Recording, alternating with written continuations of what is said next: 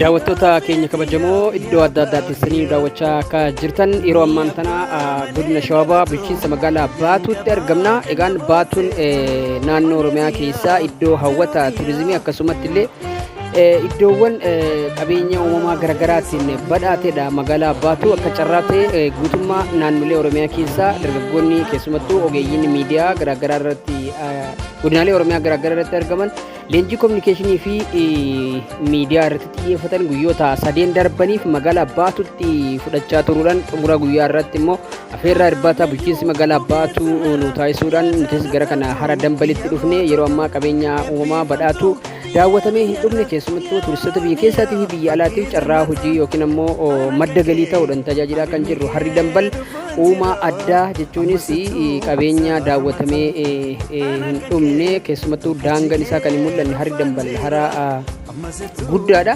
Isa akka carraa ta'e guyyaa irraa hara kana daawwachuu irratti kan nuti argamnu jechuudha. Keessumattuu turistoonni biyya keessaatii fi biyya alaatis gara kana dhufuudhaan galii magaalattiidhaaf kan itti agarsiisaa jiran hara dambal kanarraa kan maal kana qofa dargaggoonni hojii dhabeeyyiin gosoota hojii garaagaraa irratti kanneen akka horsiisa qurxummii dhiyeessii nyaata qurxummii garaagaraa irratti gurmaa'uudhaan carraa hojiitiifis kan itti argatan haruma kanarraa jechuudha. Lubbu qabeeyyiin garaagaraa asirratti kan argaman keessumaa gosoonni simbirroo garaagaraa magaalaa kana keessatti argaman magaalaa kana adda kan isa taasisu jechuudha. Nutis akka carraa guyyaa irraa carraa daawwachuu iddoo kana daawwachuu argannee jira. Baay'ee namatti tola. Keessumaa qabeenyi uumamaa Oromiyaan qabdugaa godinaalee fi magaalonni adda addaa kan ittiin beekaman keessaa tokko guddaan hara dambali.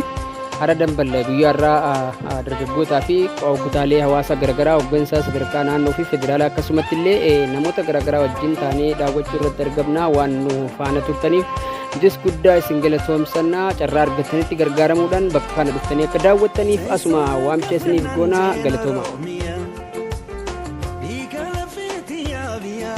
Teessuma kafannan jeena Oromiyaa, dhiiga lafeetii yaa biyya baadiyyaa.